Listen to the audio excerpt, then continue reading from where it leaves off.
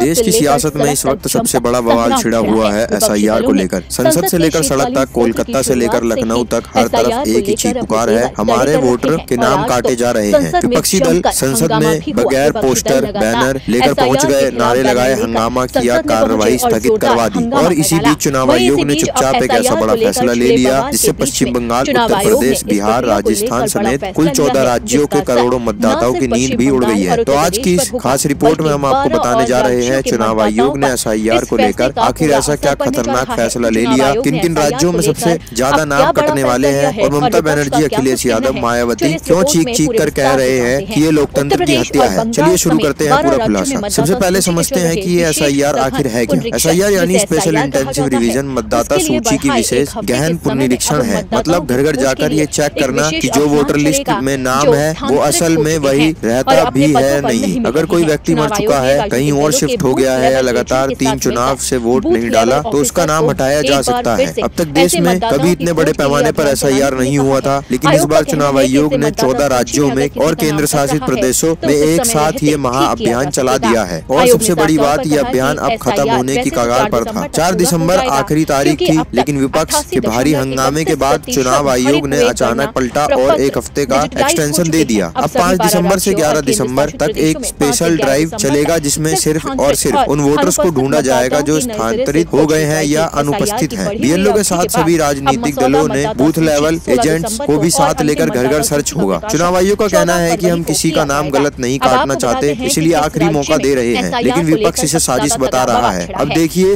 राज्यवार data कितना डरावना है। गोवा में 97% फॉर्म डिजिटलाइज हो चुके हैं, राजस्थान में 97.17, पश्चिम बंगाल में 96, मध्य प्रदेश में 94, छत्तीसगढ़ में 92, तमिलनाडु, गुजरात, केरल भी 85 से 90 के ऊपर, और उत्तर प्रदेश में भी अब 77% फॉर्म डिजिटल हो चुके हैं, यानी 88% से ज्यादा काम पूरा हो चुका है। अब बस नाम कटने की औपचारिकता बाकी है। सबसे बड़ा बवाल पश्चिम बंगाल में है। टीएमसी का दावा है कि अकेले बंगाल में 80 लाख से 90 लाख वोटर्स के नाम काटे जाने की तैयारी है। ममता बनर्जी ने तो खुलेआम कहा कि बिहार मॉडल को बंगाल में दोहराने की साजिश है। भाजपा जानबूझकर बंगाली मुसलमान और SC/ST वोटरों का नाम काट रही है। वहीं उत्तर प्रदेश में सपा और बसपा ने मिलकर मोर्चा खोल दिया। अखिलेश यादव बोले ये ईवीएम के बाद अब वोटर लिस्ट में लोकतंत्र को खत्म करने की तैयारी है।